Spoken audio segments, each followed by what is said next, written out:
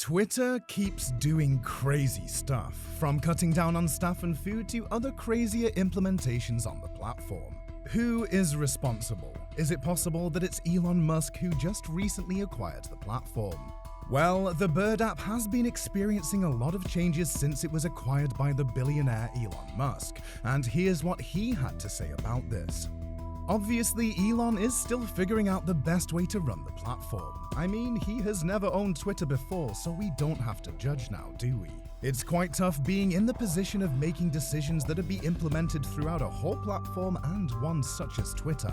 I know how much pressure I feel when I have to make life-changing decisions like deciding what to have for dinner. So I understand Elon.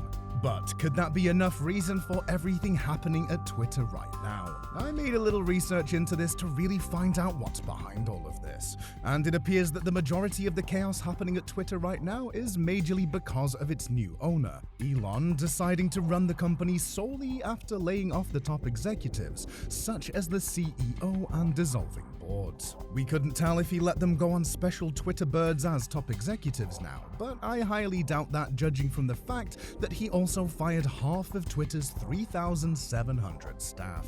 It appears that most of them were asked to come back for some reason. I guess he couldn't do without them. Plus, the search results never said anything about special Twitter birds, just the Twitter CEO being escorted out of the building. There was really nothing special. The rest of the Twitter staff who did not get affected by the snap are required to work 12-hour shifts. I guess they don't have their 9-to-5 jobs anymore. I believe this is still a mere scratch on the surface. Still going deeper into the Twitter saga, as it may be called, it gets a little interesting. We've had enough of the staff and happenings at the Twitter HQ already. Let's get to you and me now. Well, not us, but the big guys on Twitter.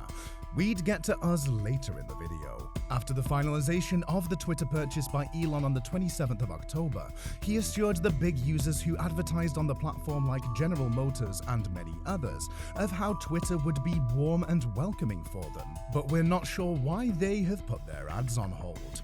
It's fair to say that this is the outcome of letting go over half of Twitter's workforce.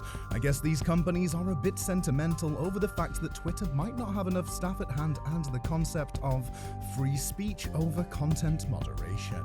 There's so much happening at Twitter right now which can be discussed all day, like how users are given the ability to pay $8 a month for a verified badge, which is sparking up a lot of reactions from users. Some users even protest, but Elon stood his ground, or do we say his badge?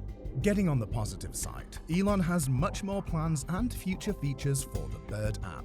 We would soon be given the ability to add long texts in tweets, which would most likely be the end of Twitter threads. He also disclosed plans for creator monetization, and this is promised to be for all forms of content. I believe this is now a thing with social media platforms, as Meta as well has disclosed plans for creators. Let's see how well this would be pulled off by the Bird app.